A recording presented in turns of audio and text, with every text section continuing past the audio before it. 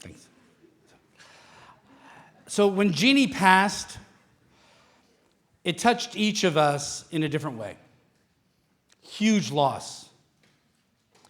When the board of the ICPA was faced with the decision of what do we do, there was no question in terms of what we wanted and who we wanted to take over the organization. The board knew that the right person was Justin Ohm. Justin grew up in the ICPA. Literally every conversation, every experience, Justin, literally from his birth, has it embedded within his DNA. Justin is in full-time practice. He has 2 practices, one in media, which is the Ohm estate, as well as in Philly. It's a family practice. He sees loads of kids, loads of pregnant moms. I remember when we asked him to step up to be the leader for ICPA, he says, I'm not Jeannie. I said, nobody can be Jeannie. He didn't want to teach. And I said, you don't need to teach. He says, I'm not a speaker. I said, you don't need to speak. I said, but the organization needs what you got. So shortly after he had the position of taking over ICPA, Dr. Ron Oberstein asked him to speak at the Wave. This was going to be digital online. And he goes to Ron and says, why don't you have Peter do it? He says, no, I really want you to do it. So he calls me.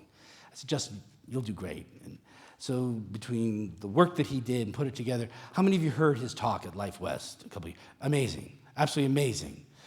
Justin can do what Jeannie can't do. He's Justin. Justin has done more for this organization through the pandemic than anybody could imagine. He has worked tirelessly to not just make ICPA continue to have the reach into the profession, to our patients, but he's done it in one of the most creative, beautiful ways you could possibly imagine. He's done an amazing job. He has an amazing team around him, which you'll meet tomorrow morning. He has an amazing family that supports him. I feel very, very, very, very blessed that I know Justin very well. Most of you don't know this. He interned when he was a student. He precepted in Patty My Practice.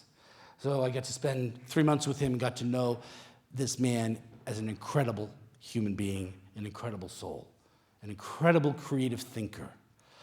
I know him as a friend, a colleague, obviously as Jeannie's son, as a dad, but most importantly, I know him as one of the most amazing beings of light on this planet. Incredibly creative, insightful, passionate, the perfect person to carry this vision, this organization, this tribe to its next place. Please stand up, put your hands together for Dr. Justin.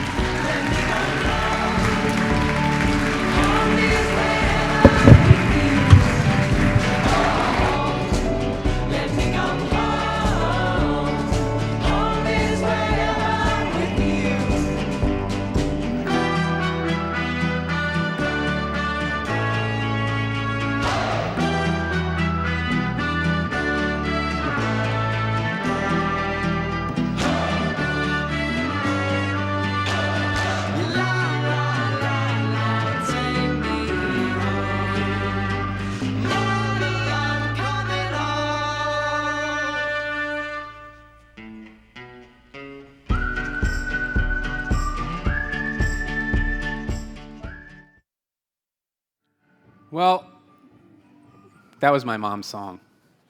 That's kind of the Ohm family anthem, if you will. And when she would come up on stage, she'd typically come up on stage barefoot, dancing with the high kick. But like Peter said, I'm not Jeannie. So, but I did my best. We got everyone into it. But I like that song for tonight because it's not just the Ohm family song. I feel like that is the ICPA song. And the last time we were here together was 4 years ago, and a lot's changed since then. So it does feel like coming home, doesn't it? That's the feeling I'm getting. The last summit was in 2018. Who remembers 2018? Just not the summit, but in general. Seems like a long time ago. What I really remember about 2018 and the years leading up to it, I remember feeling this momentum, this tidal wave of momentum, building behind vitalistic care, building behind natural wellness. You guys remember? It felt unstoppable. I'm like, allopathic medicine, watch out, right? It just felt like there was no stopping this thing. And then what happened? Flooded everyone's psyche with fear. And fear put it right to a stop. We thought we had midwives, doulas, holistic MDs. We thought we had lactation consultants. We thought everyone was on our page. And then we really got to see, right, who understood that vitalistic message, who understood salutogenesis. So if there's one thing that I can really kind of, take from the last 2 years, it's that salutogenic, vitalistic, family chiropractors, ICPA chiropractors, they kept their heads about them the whole damn time.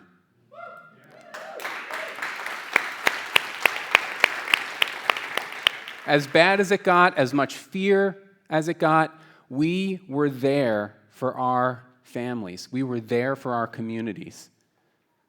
Guys, do you understand how huge that was? There's 7,000 plus ICPA chiropractors. And maybe we didn't all respond that way, but I think by and large, we responded that way. The impact that I think that had in this country alone, I think it could have been much, much worse, honestly, without this group. Such an honor to be part of this group. Such an honor. All right, let's advance here. So about a year ago, Ian and Pam started hounding home office to have an in-person event. And they were right, we needed to get together. Obviously, it was time.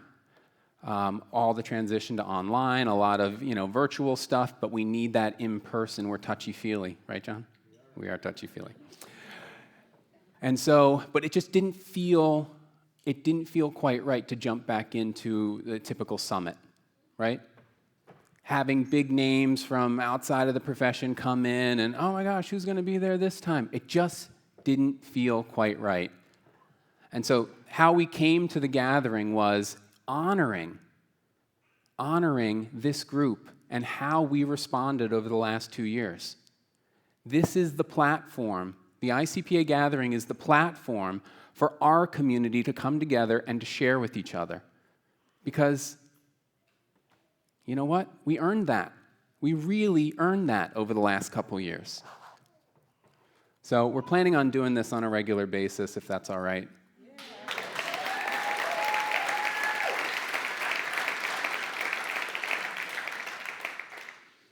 Tonight, my job is to kind of catch you up. Hey, I haven't seen you yet. Is to catch you up over the last, what we've been going through, what the ICPA has been doing, what changes have been happening over the last 2 years, and the direction that we're heading in.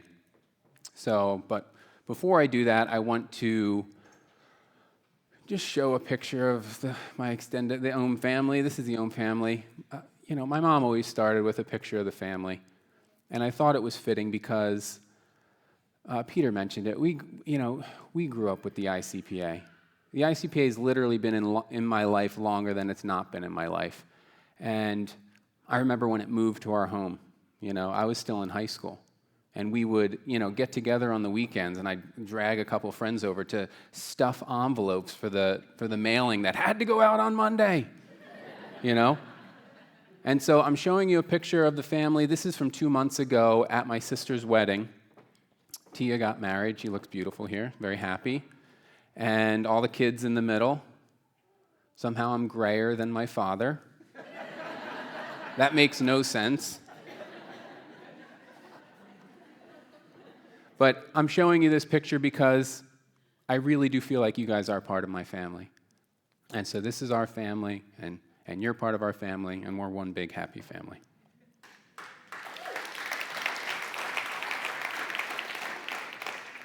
This is baby Evan. Evan is the 10th Ohm grandbaby. So this would have been Jeannie's 10th grandchild. And this is just a couple hours after a natural home birth. So you can tell by the dogs in the background kind of walking around. But I caught this really great picture of him looking right at me and posted it on Facebook. And I said, "Did you have another kid?" Jesus Christ, no. I have 4 kids. That's enough kids.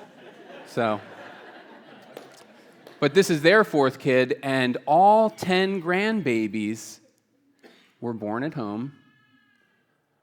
Even, maybe you'll remember Jeannie's story where she, mentioned Melanie's first birth, which was a breech home birth, very trying, very intense situation.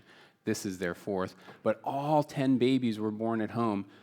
And there was never expectation that, oh, this is how it's got to be. My mom had one rule. It was basically, a potential spouse come home and they had to eat with the family and survive that. Because it was kind of, an all, it's free for all, dinner time. And they had to get adjusted and they had to like it. So, but there was no expectation of, you got to have home birth, you're not going to do this intervention, you're not going to do that. But I know that she's smiling right now with 10 home births. She loved birth. She didn't love going through birth, but she loved birth. I want to start by talking about membership and saying, first and foremost, thank you to everyone who's here. You guys are our most committed members. There's members, and then there's kick-ass members.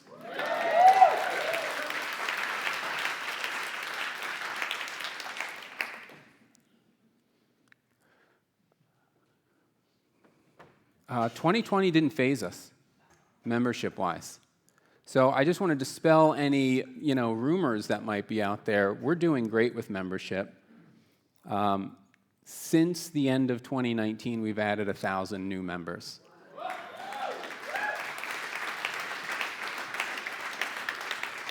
Guys, we're at 74, this is August 1st, so we're at 7,400 members. To put that into perspective, there's roughly 70,000 practicing chiropractors in the United States. We've got 10%.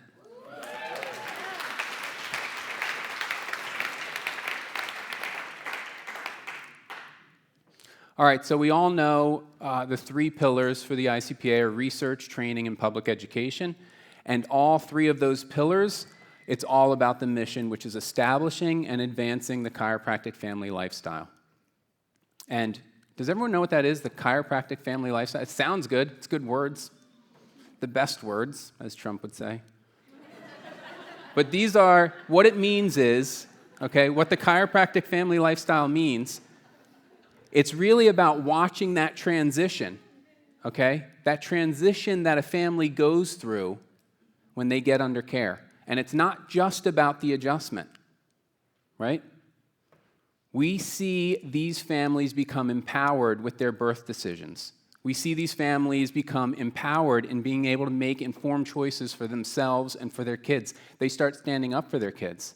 They start asking questions. It's like their brain is waking up. That happens under chiropractic care. We've all seen that in our practices. That's the chiropractic family lifestyle, blooming, That's the mission of the ICPA. That's what we want more of. That's what this world needs.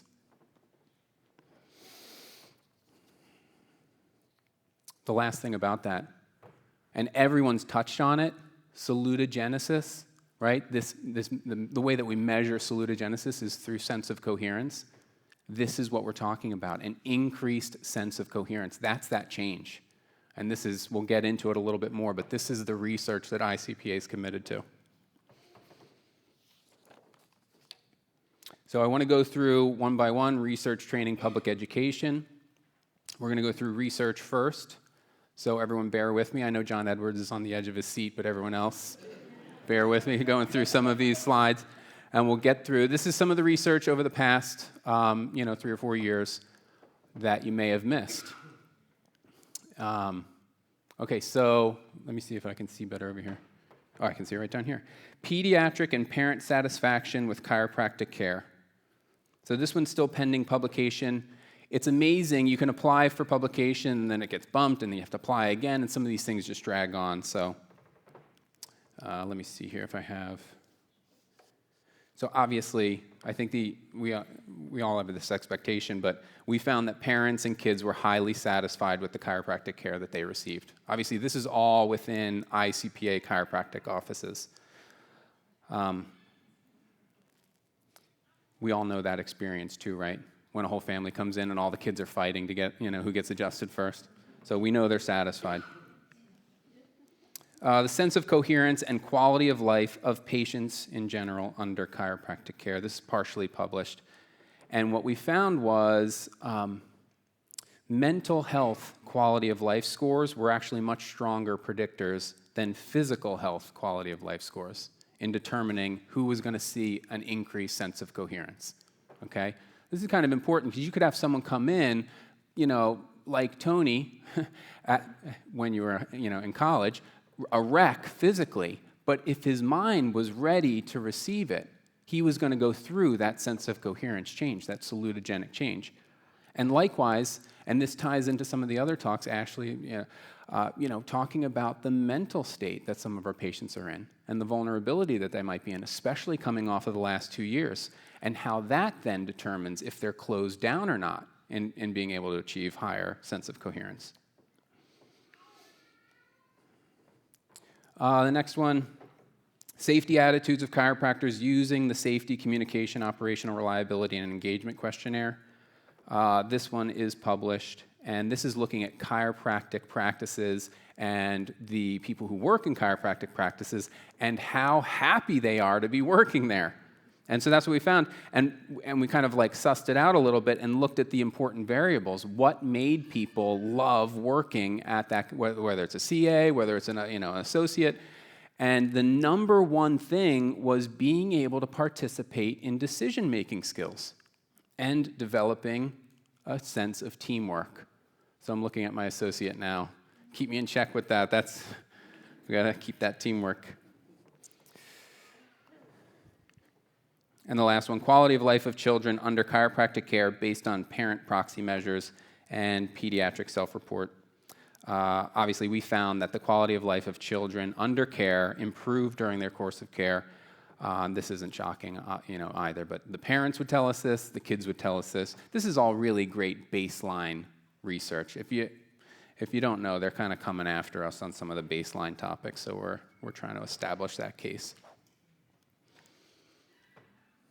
Okay, so some research that's been recently completed, systematic review on the chiropractic care of pregnant women, update to the characterization of pediatric chiropractic, the characterization of care of pregnant women, sense of coherence, quality of life, general self-efficacy, locus of control, patient satisfaction of pregnant and non-pregnant women. That's the one that's ongoing right now, the PBRN, that many of you are probably participating in. What's next for PBRNs? We're looking to do a safety study for pediatric and pregnancy care, and this is very much thanks to Dr. Rubin and Life University. Thank you. We're looking at doing a quality of life and sense of coherence of women in the postpartum period. And this really dovetails into a lot of John Edwards' work, where he was looking at the use of the Edinburgh Postnatal Depression Scale in practice. We want to turn that into a PBRN as well. Thank you, John. You see, so much of what we do is really dependent on you guys and your participation and your passion and everything else that you bring to the table. So you guys drive this thing. Upcoming qualitative studies, just real quickly, collaborative care with midwives, interviewing midwives and explore their motivation for collaboration with chiropractors. We think some of that can be interesting. Safety attitudes of chiropractors in the care of pregnant women. Interview of chiropractors to explore their beliefs and attitudes on the safety of chiropractic care.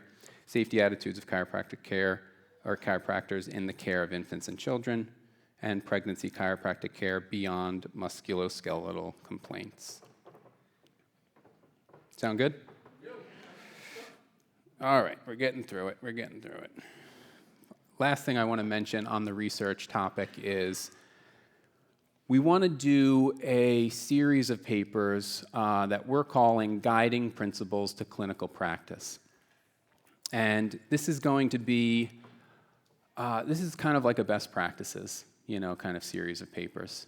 The first one that we want to put out is focusing on feeding dysfunction, and we had a lot of that this morning with Dr. Lynn and Dr. Andrew.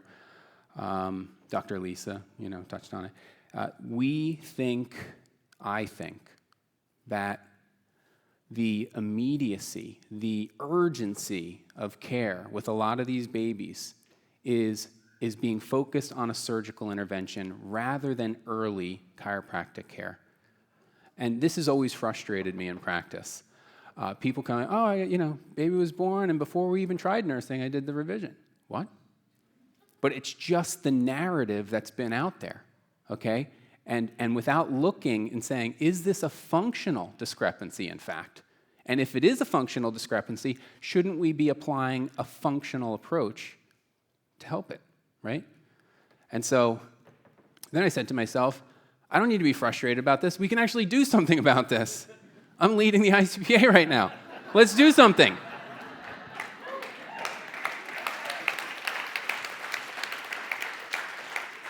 So this will be the first of those papers, and then we'll move on to common presentations in pregnancy care in general, pediatric care in general, coming up with our own best practices papers, so to speak.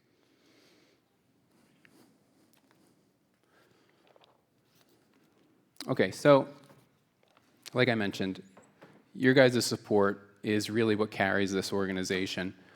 Last year, we had Matt McCoy and the Foundation for Vertebral Subluxation had their best practices on pediatric care come out, and a lot of you participated in reviewing this paper and bringing it into fruition. And I honestly, I was so tickled to see how many ICPA chiropractors came in and contributed to this, and that's how it should be.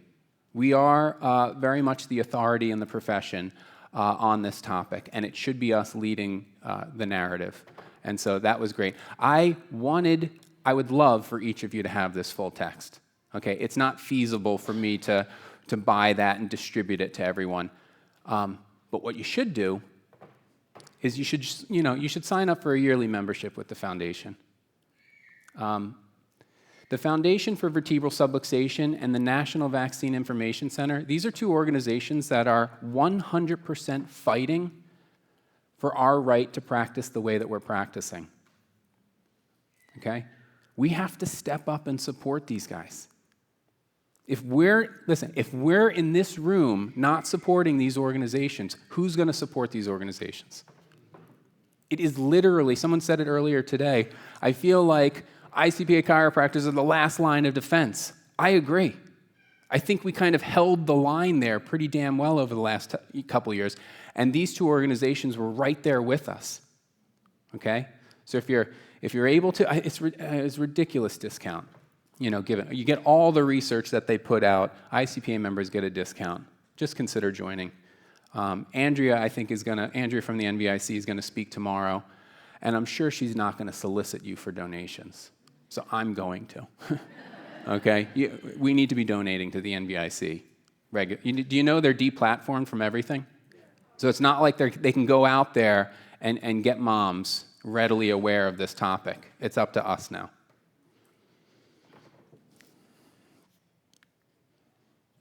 All right, we're moving on to training. We did research. We're moving on to training. And the first thing with training that we kind of changed was perinatal certification. Perinatal certification is actually years in the making. We talked about perinatal certification. I remember talking about that with my mom back in 2018, and she was psyched for this idea, right?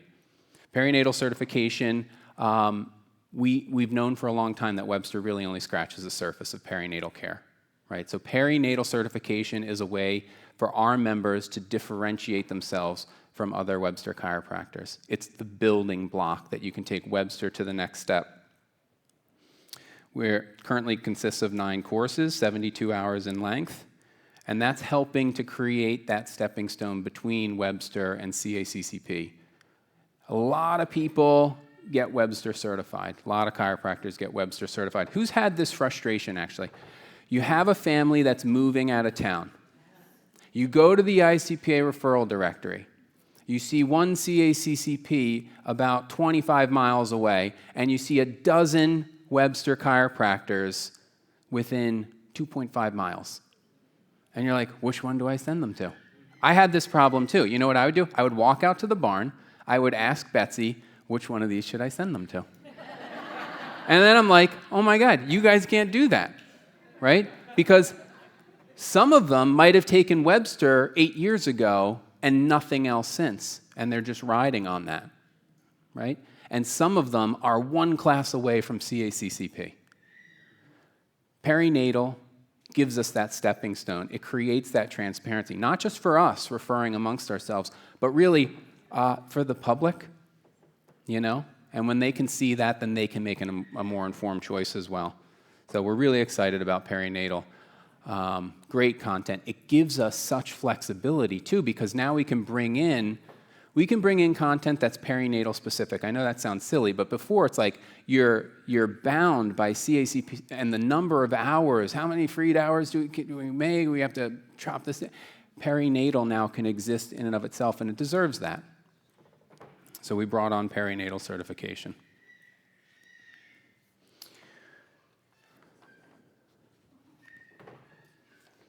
All right, the next thing was filling the gaps. And so as I stepped in, I said, okay, I have this experience. I've been through the full ICPA program. I've gone through the DACCP. And there's still a couple things in practice that I'm like, I don't know. I don't know how to do this. I don't know how to deal with this, right? So bringing on coursework to help fill those gaps, that was my next agenda point, okay? And so what we did was we brought on a postpartum course with Ashley Elmer. Excellent, excellent.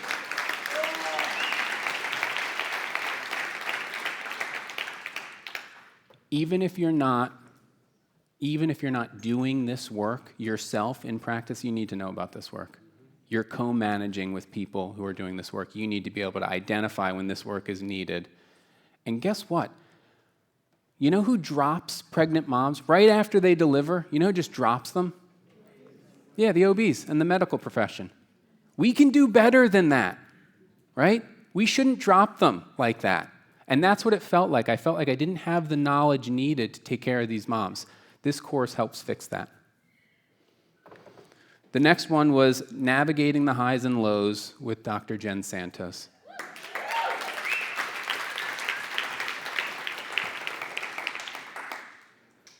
You're just never prepared for when that mom comes in and the baby's not with her. And you didn't have the protocols in place to screen that and know that that was the case ahead of time. And you're reacting in real time in your frickin' waiting room to this scenario, okay? But if you're taking care of moms and if you're taking care of families, you're gonna have stuff happen. I remember the first mom that didn't survive her birth in my practice.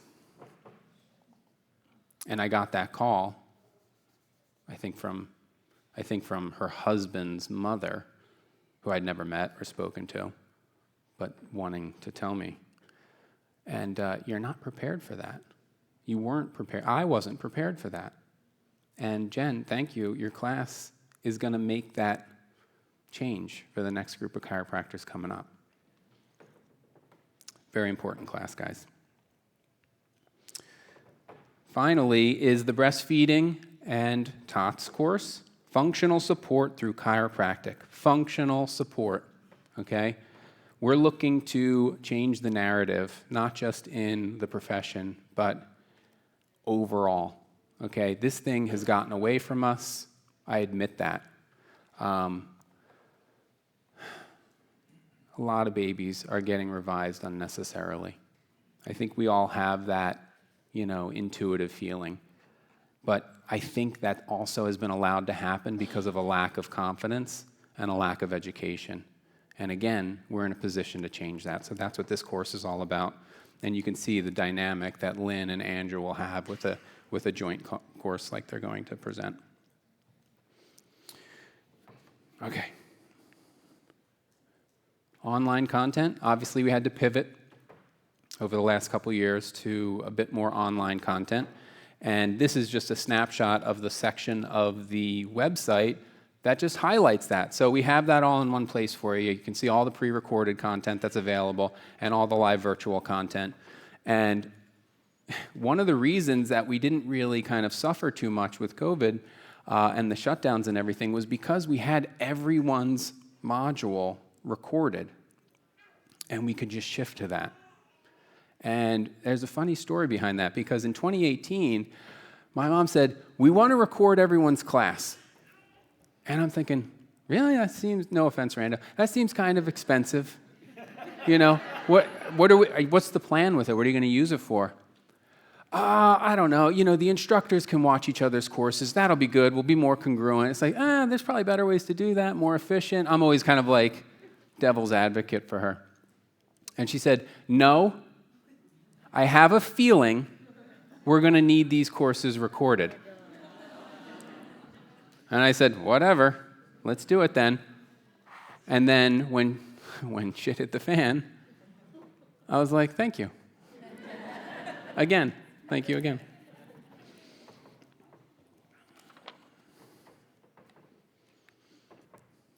All right. This is a message purely for this group, in fact. We want to expand into advanced electives, and you guys have has it been a great lineup so far?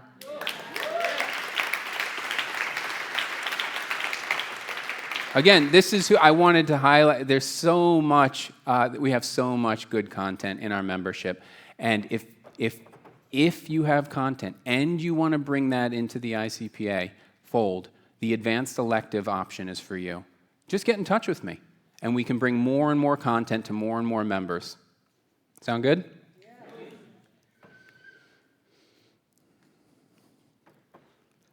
This is our next advanced elective coming up. Dr. Drew's done a couple advanced electives so far.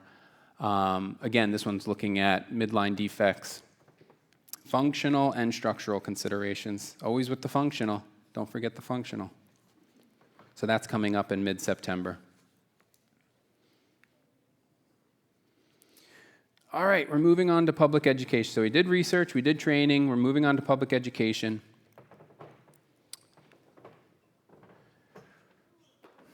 Advancing the chiropractic family lifestyle is about building trust. This is our guide in everything that we do in terms of public education. Reaching the public, I think, separates the ICPA from a lot of other organizations in the profession. This is a big part of that. Okay? I know it's a print magazine, but this gets to moms. This gets to moms who are interested in learning more. And this isn't explicitly chiropractic. I mean, this issue is. But we have one issue a year that's explicitly chiropractic. But this is a gentle segue into salutogenesis, always with a chiropractic tie-on. And if I could just take a moment, Jeannie didn't just run the organization, she was also the editor of the Pathways magazine. So when she passed, it took like 4 or 5 of us to fill her shoes, honestly. And I just want to acknowledge my brother and my sister, John and Tia, for stepping into the editor role at Pathways and keeping this thing going.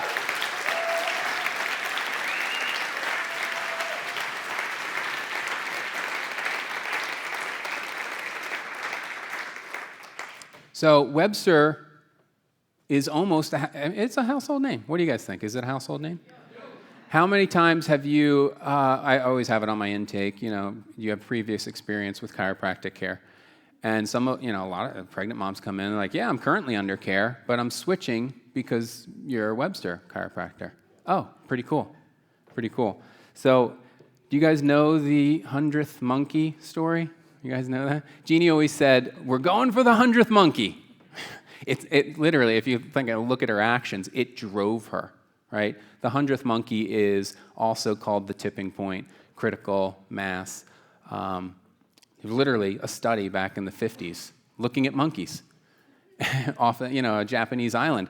And one of the monkeys started doing something different.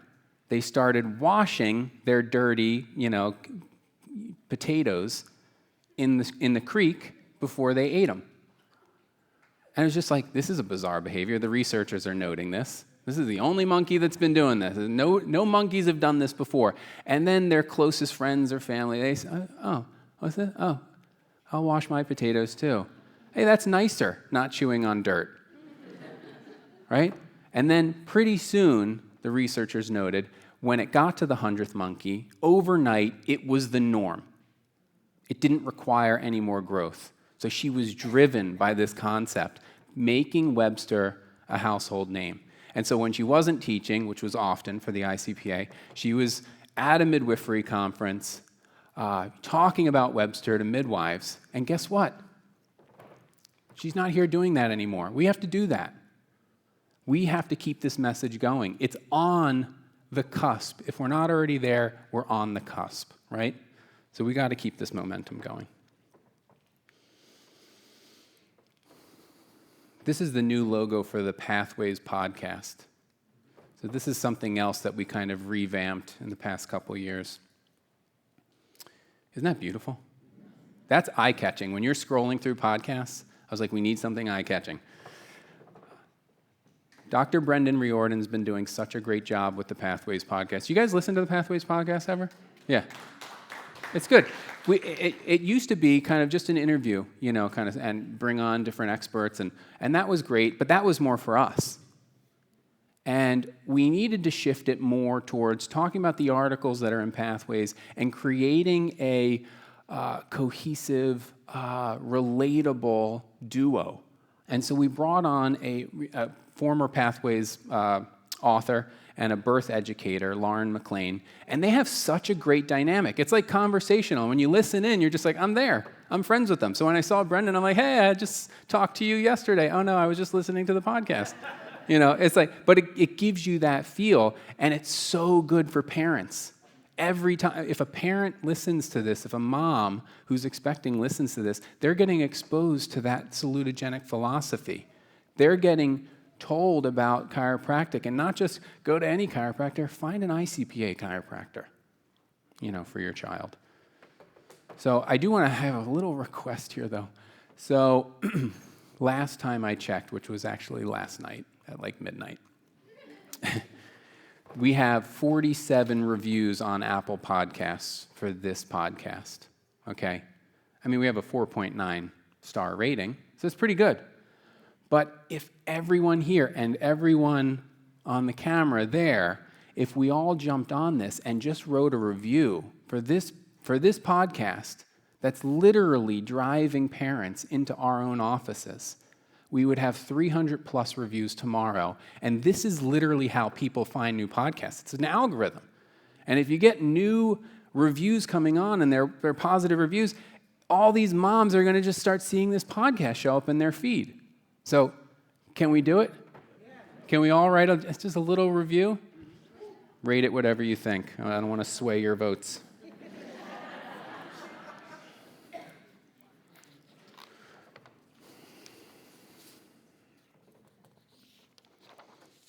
Okay, so this is me and my wife, 16 years ago. This is just moments after pushing out our first daughter, Cameron. This was a really long, hard-fought birth. 36 hours, asynclitic, cervical lip, manual dilation required. Finally got to the point, do you want us to maybe break the water? Should we do that? I know you're... Break the frickin' water. This was a hard birth. And I'll never forget that look, and I'll never forget what Melissa said to me, which was, I feel like everybody lied to me. And that didn't register. I have to be honest, that didn't register for years. And what I take from that now is, you see, we made all the right choices with that birth, right? And this is a trend in natural childbirth where we see, and this is right from the beginning, it's all about making the right choices, right? Choose a midwife over an OB. Choose home birth or a birth center birth instead of a hospital birth. Make the right choices and the body knows what to do. I'm guilty of this. My mom was guilty of this, okay? The body needs no help, just no interference. These types of things that we say to pregnant moms, setting the stage where it's matter of fact, you should be able to do this naturally, right? And guess what? Sometimes it's really frickin' hard work, and sometimes it doesn't work out. This was almost a transfer. This would have been a transfer if it was any other client of this midwives than us, and they kind of, stood by us.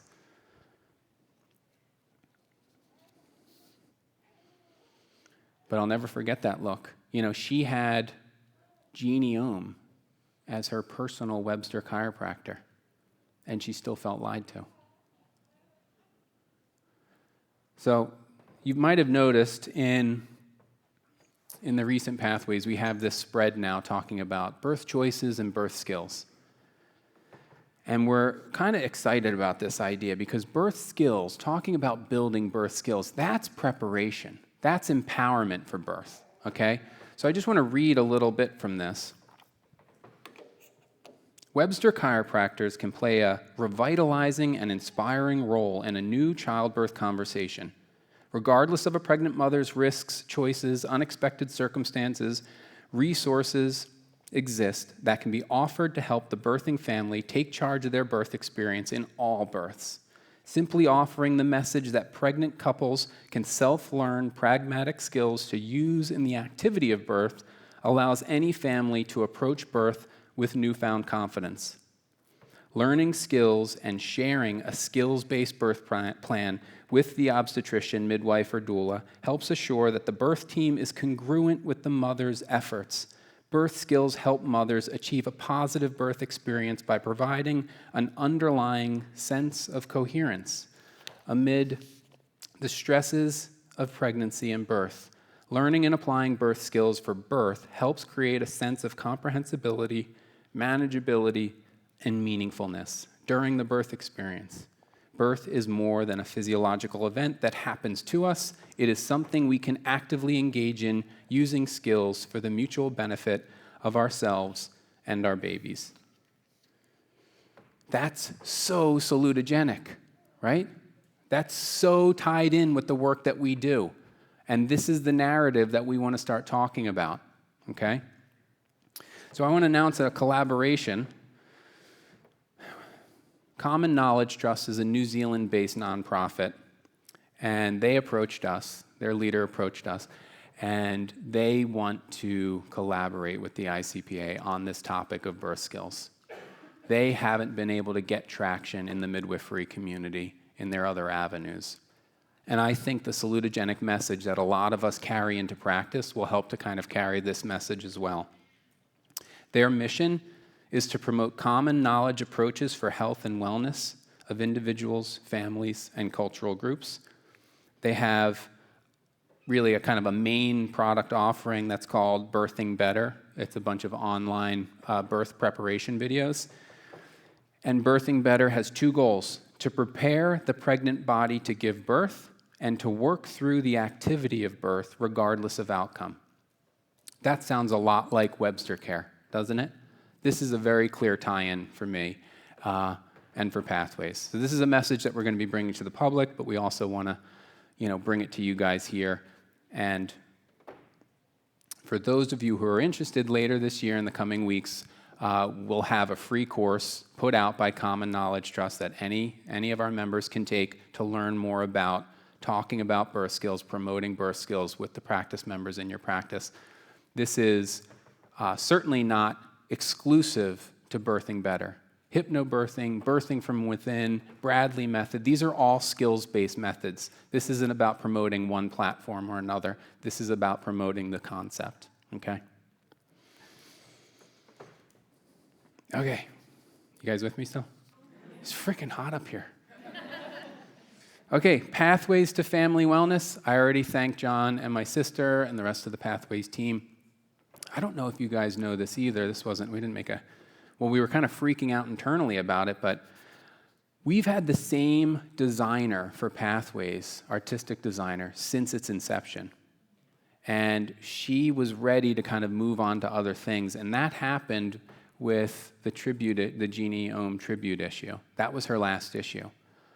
And so we were like, shit, we need someone new to take over Pathways on top of everything else that's going on. So luckily, I know someone. So I asked her, and it's exactly the type of work that she does, and she stepped right in. And this issue, and I think one of the other issues that was just before this, was designed by her, beautiful. And did you guys notice a blip at all? No, seamless, right? Yeah. That's how we intended it. Nice. Like I said, we were freaking out a little bit in home office, but. Okay, so what I do want to mention, though, and this is kind of left this for the end to be kind of like a Steve Jobs moment, because we do have a new Pathways website just about to launch. I was like, it needs to be ready by the gathering. End of discussion. And it almost was, but I don't think we can get it. And I know they were probably stressing about it. I said, it's fine, I'll do a demo video. And you guys can be aware that this website is going to launch, what would you guys, weeks? Monday. It's going to launch on Monday. God damn it, Kelly. It's going to launch soon, okay? We're testing the bugs, but let me show you this, and this is up to date with the current issue. So this is the home screen. And it's a really organic kind of layout, so we'll custom photo each magazine in a natural environment to kind of give it that feel. The goal was to take 1,200 previously highly curated articles that have existed all throughout Pathways and bring them into a highly searchable platform. So here's the...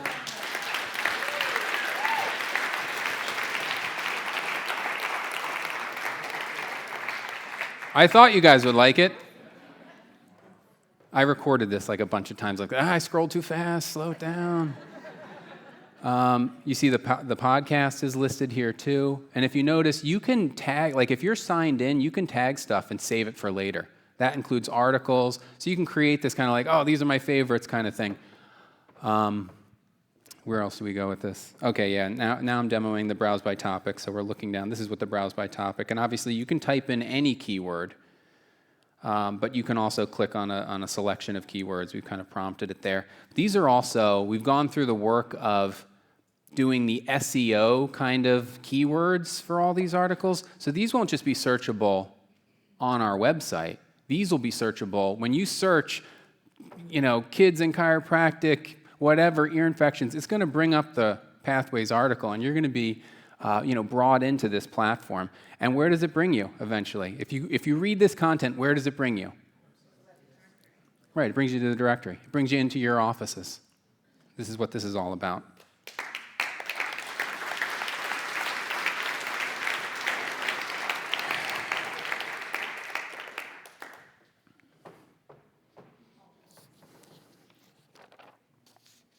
Might have to just read this part.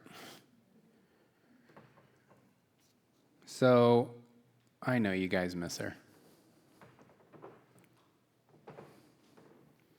We miss her too.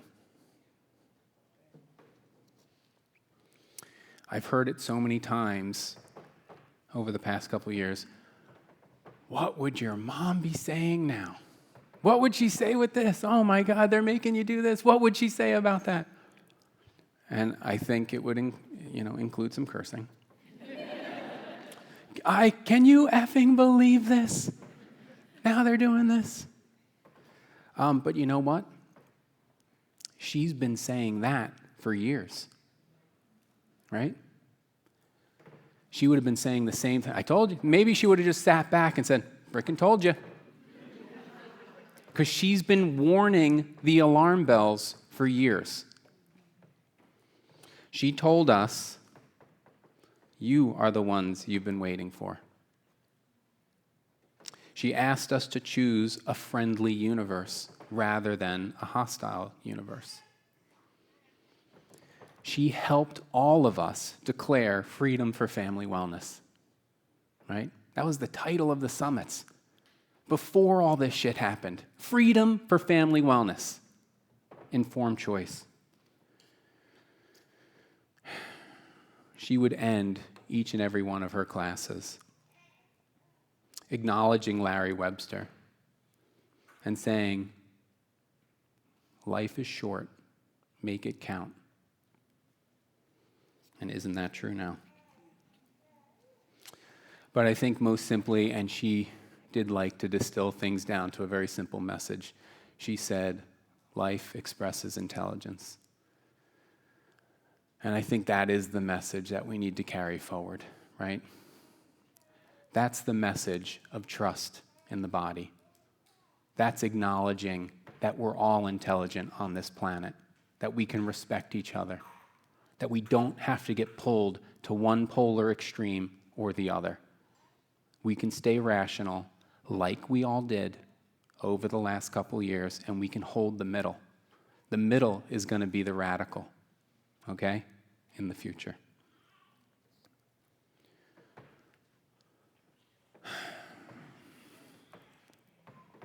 I hope I was able to shed some light on what the ICPA has been up to and where we're headed with things. I wanted to end with this photo. This is me with my daughter, Dylan, because I've thought a lot about fear, as I'm sure most of you have over the past couple of years, and that's been a big topic, talking about fear this weekend. And how do you reverse fear? How do you come back from fear, right? Like, we know the opposite of fear is love, but how do you get there? How do you go from fear back to love? And I really think the antidote to fear, the thing that brings us back, is trust, okay? And this is why I love this picture. This is just a candid moment. There is zero fear in this photo. There is 100% love and trust in this photo, right? Isn't that what we need now more than ever? A little bit of love and trust in the world? Oh my God, do we need it? So I think chiropractic, and especially the family chiropractors, are in a really important position, okay? To try to backtrack what's happened to us, to try to prevent what might happen to us, okay? We're in a position where we have to bring this message of trust, connect with our patients, connect with the kids. Bring it back from fear, bring it over to love. It's such an amazing time to be a chiropractor. Maybe the most amazing, I don't know.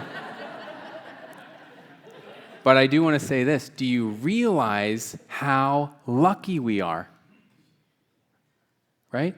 Have you thought for just 1 second? I mean, okay, the last couple of years were tough, but oh my God, you were able to go into that with an understanding and trust in the body. You had that strength to fall back on, and you had this community to say, I'm not the only one doing it this way.